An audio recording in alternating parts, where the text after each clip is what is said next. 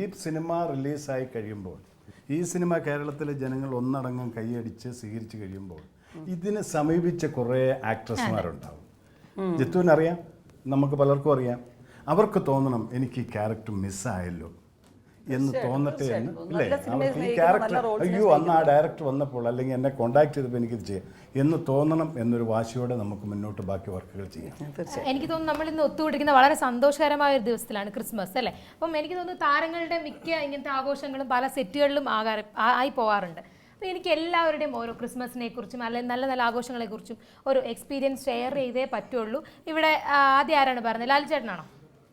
അല്ല, ആദ്യം ക്രിസ്മസിനെ കുറിച്ച് പറയാൻ ഏറ്റവും യോഗ്യൻ എൻ്റെ മകനാണ്. അതെയോ? പിന്നെ തുടങ്ങിയിട്ട് ആലപ്പുഴയിലെ ക്രിസ്മസും ഇപ്പം കൊച്ചിയിലേക്ക് കുടിയേറിയിട്ടുണ്ട്, അല്ലേ? എങ്ങനെയുണ്ട്? വ്യത്യാസമുണ്ടോ രണ്ട് ക്രിസ്മസുകളും തമ്മിൽ? രണ്ട് നാട്ടിലെ ഇപ്പോഴത്തെ ക്രിസ്മസ് ഭാര്യയുടെ കൂടെയാണെന്നുള്ളൊരു വ്യത്യാസം. അത് എന്നെ നോക്കി ഭാര്യയുടെ കൂടെയാണെന്ന് എന്നാണോ? ഇയാള് ഭാര്യയാണെന്നല്ല ഞാൻ പറഞ്ഞത്. അല്ല, ഇപ്പം എറണാകുളത്തൊരു ഫ്ലാറ്റ് മേടിച്ചു. അപ്പം ജനാർദ്ദൻ ചേട്ടൻ ഒരു പരിവുണ്ട്, ജനാർദ്ദൻ ചേട്ടനെ അറിയിച്ചില്ല എന്നുള്ളത്. അപ്പൊ ഇപ്രാവശ്യത്തെ ക്രിസ്മസ് ചേട്ടാ നമുക്ക് അവിടെ ആഘോഷിക്കാം. ഇപ്പൊ പറഞ്ഞ നല്ല ചീത്ത കൊടുക്കും പുള്ളി. അതുകൊണ്ട് അപ്പം ഇപ്രാവശ്യത്തെ ക്രിസ്മസ് എറണാകുളത്താണ്. അത് പ്രത്യേകിച്ച് മമ്മി ആൻഡ് മീയുടെ ലൊക്കേഷൻ എന്ന് പറയുമ്പോൾ തീർച്ചയായിട്ടും ഒരു സുഖമുണ്ട്. കാരണം ഈ പറയുന്ന പോലെ വീണ്ടും ഒരു കോളേജ് ബോയ് ആയിട്ട് മാറുന്നതിന്റെ, ചെറുപ്പക്കാരനാവുന്നതിന്റെ, ഈ പറയുന്ന പോലെ ഇനി അടുത്ത സിനിമയിൽ ചിലപ്പം മുകേഷ് ചേട്ടനെ ഞാനും ഒരേ ബാച്ച്മേറ്റ് പറഞ്ഞൊരു കാര്യം ഞാൻ ഓർമ്മിപ്പിക്കുകയാണ്. ഈ തലമുറയിലെ കുട്ടികൾ കോൺഷ്യസ് ആണ് എന്ന് പറഞ്ഞു. തീർച്ചയായിട്ടും കുഞ്ചാക്കോ ഉൾപ്പെടെ. അല്ല, കുഞ്ചാക്കോ ഇപ്പൊ അവര് സിനിമയുടെ വരുന്നതിന് സിനിമയുടെ വലിയ മലയാള സിനിമയുടെ മഹാപാരമ്പര്യത്തിന്റെ ഒരു കണ്ണിയാണ്. കുഞ്ചാക്കോ വെറും പുള്ളി നിൽക്കുന്ന ഒരു അടിസ്ഥാനപരമായിട്ട് നിൽക്കുന്നത് ഒരു കലാകാരന്മാരുടെ ഒരു വലിയ ഒരു തട്ടകത്തിലാണ് നിൽക്കുന്നത്. അല്ല, ഈ ജനറേഷൻ എല്ലാവരും തന്നെ അങ്ങനെയാണ്. എല്ലാവരും കുറ്റപ്പെടുത്തി പറയല്ലോ. ഞാൻ ഈ ജനറേഷനിലേക്ക് ഏറ്റവും കൂടുതൽ അടുത്ത് നിൽക്കണമെന്ന് ആഗ്രഹിക്കുന്ന ഒരാളാണ്. അങ്ങനെ കുറ്റപ്പെടുത്തി പറയില്ല. പക്ഷേ ഒരു 6ാം ക്ലാസ്സിൽ പഠിക്കുന്നത് മുതൽ വണ്ണം വയ്ക്കും, ഇവിടെ ഇതുണ്ടോ, ഇവിടെ എനിക്ക് ടമ്മി വന്നു എന്നൊക്കെ പറയുന്നത് നമുക്ക് ചിന്തിക്കാൻ പറ്റില്ല. നമ്മളൊക്കെ ആ പ്രായത്തിലൊക്കെ കപ്പയും മീനൊക്കെ നല്ലോണം കുഴച്ച് ഇങ്ങനെ നിന്നോണ്ടിരുന്നു.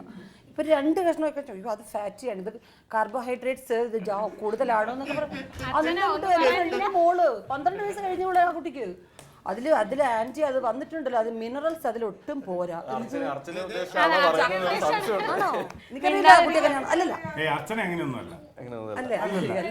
അതുകൊണ്ട് തന്നെ ഈ ജനറേഷനൊക്കെ അങ്ങോട്ട് അറ്റാക്ക് ചെയ്താൽ കൊള്ളാന്ന് വളരെയധികം അർച്ചന വന്നപ്പോ ഒരു ലുക്ക് ഞാൻ കണ്ടു. ഭയങ്കര സന്തോഷമായിട്ട് വന്നിട്ട് ഒരു കേക്ക് ഇത്രയും പേര് കൊണ്ട് അച്ഛനെ വീണ്ടും വീണ്ടും കിട്ടുന്നു. പിന്നെ മുകേഷ് ചേട്ടനോടൊപ്പം പ്രത്യേകിച്ച് ഉർവശി ചേച്ചിയോടൊപ്പം ആദ്യമായിട്ട് അഭിനയിക്കുന്ന ഒരു ചിത്രമാണ്. അതിൻ്റെ ഒരു സന്തോഷമുണ്ട്.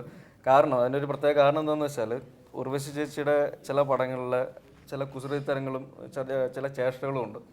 അത് മിക്കവാറും എൻ്റെ വൈഫ് ചിലപ്പോൾ അഭിനയിച്ച് കാണിക്കും. അപ്പൊ ഞാൻ നീ ഇത് മറ്റേ പടത്തില് ഉർവശി ചേച്ചിയുടെ അതേ സാധനമാണല്ലോ എന്നൊക്കെ പറയാറുണ്ട്.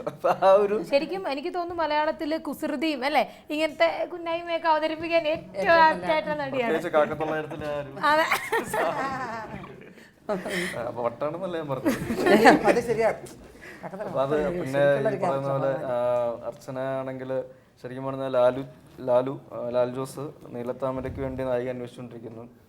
ഞാൻ ഇപ്പം മമ്മി ആൻഡ് മീക്ക് വേണ്ടിയിട്ട് ഈ പറഞ്ഞ പോലെ പല നായികമാരെ അന്വേഷിച്ചുകൊണ്ടിരിക്കുമ്പോൾ ഈ പറഞ്ഞ പോലെ കുറെ നാൾക്ക് മുമ്പ് നായിക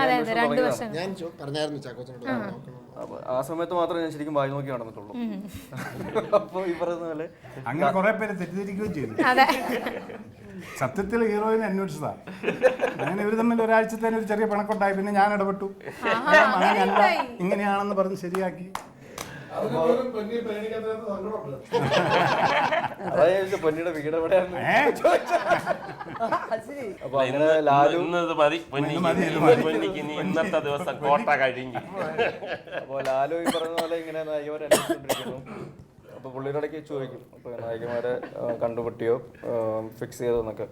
ആ സമയത്താണ് പുള്ളി പറഞ്ഞ ഒരു നായികയെ കിട്ടിയിട്ടുണ്ട്, ഈ ചാനലിലൊരു പ്രോഗ്രാം അവതരിപ്പിച്ചുകൊണ്ടിരുന്നതാണ്. അപ്പോൾ ഞാൻ ഏത് ചാനലിൽ ഏത് പ്രോഗ്രാം, ഏതൊരു പ്രോഗ്രാമിൻ്റെ പേര് ഓർമ്മയില്ല. ഇങ്ങനെ സ്ലിം ആയിട്ടുള്ള മുടിയൊക്കെ ഇങ്ങനെയുള്ള അത് തന്നെ ദുഷ്ടാ ഇപ്പൊ രണ്ടുപേരും ഒരാളെ തന്നെയാണ് നോട്ട് ഇട്ട് വെച്ചിരുന്നത്.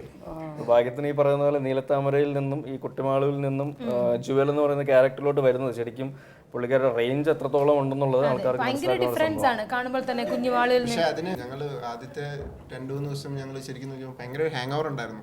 ആ റൂമിൽ തന്നെ പോയി അല്ല വേറൊന്നല്ല, എപ്പോഴും തറ തുടയ്ക്കുക, അപ്പോഴാ പറഞ്ഞ ഹാങ് ഓവർ മാറിയിട്ടില്ല. അല്ല ശരിക്കും ഒരു ഹാങ് ഓവർ ഉണ്ടായിരുന്നു. സൈക്കിളൊക്കെ കൊണ്ടുവന്ന് പശുവിനെയൊക്കെ മേയ്ക്കാൻ കൊണ്ടുപോകുന്ന ആ ഒരു ലൈനിലേക്കാണ്. അത് വളരെ വളരെ മുറിയിൽ ഒതുങ്ങി കൂടി പോവുക. അപ്പം ഞങ്ങൾ ചോദിച്ചു കുറച്ച് കഴിഞ്ഞപ്പോൾ ഞാനും വിഞ്ചേട്ടൻ ചോദിച്ചത് എന്താ പുറത്ത് ഞങ്ങൾ സെറ്റിൽ ഇച്ചൂടെ ആക്റ്റീവ് ആകാൻ പറഞ്ഞു.